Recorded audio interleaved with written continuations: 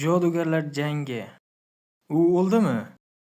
U qiz May edi. Naoya Zenin birinchi darajali maxsus jodugar. Hozir klan boshlig'i haqida qayg'ursangiz bo'lardi. Rostdanmi? Nima bo'lganda ham? U o'zini kuchli ko'rsatsa ham ayol ekanligini biladi. Uning yuzi Maki bilan bir xil va qiymati yomon emas. Shu jihatdan May ajoyib. Maki chiroyli bo'lishi mumkin, lekin uni qabul qilib bo'lmaydi. U erkakni qanday qo'llab-quvvatlashni bilmaydi. Kech qolding. Jenchi Zenin birinchi darajali maxsus jodugar. Qanaqa ish bilan band eding?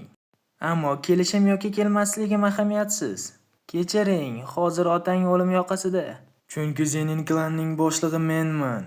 Jinchiga kelsak, siz esa akamning ukasi bo'lishiga qaramay, unchalik ko'p ish qilmadingiz. Uning qizi haqida gap bo'lishi mumkin emas. Mani hamma katta akalarim landavur. Afsuski, san va Tojining joylari teskari emas. San badbasharasan. Iltimos, otam o'lim yoqasida turibdi.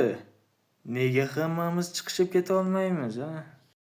Hammangiz shu yerda ekanligingizdan xursandman. Zenin klanining boshlig'i Naobito Zenin hozirgi olamdan o'tdi. Janob Naobitoning xohishlariga ko'ra, men vasiyatnomani Manfurudate uning vasiyatiga guvohman. Agar e'tirozlar bo'lmasa, men vasiyatnomani o'qib eshitiraman. Naoyo barcha mol-mulkni, shu jumladan Tokio okrugi jodugarlar yuqori maktabi va Zenin oilasining omborlarida saqlanadigan la'nat qurollarini meros qilib olishi kerak. Zenin klanining 27-boshlig'i Naoyo Zenin bo'lishi kerak. Nima bo'lsa ham Toji Fishiguro bilan tuzilgan yozma kelishuv Megumi Fishiguroni Zenin klaniga qabul qiladi. Agar Satoru Gojo biron sababga ko'ra vafot etgan bo'lsa yoki aqli zaif bo'lib qolgan bo'lsa, shundan keyin u Zenin klanining boshlig'i bo'ladi va barcha mol-mulk unga o'tadi. Nima?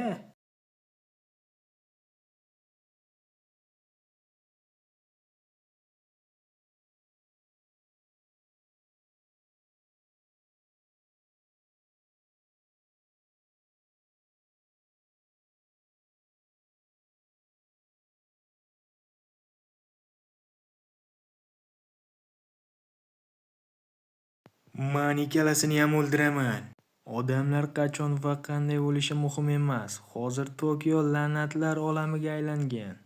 Axir men Zenin klanining boshlig'iman. Ularni o'limdan keyin muammo chiqsa, hal qilish qiyin bo'lmaydi.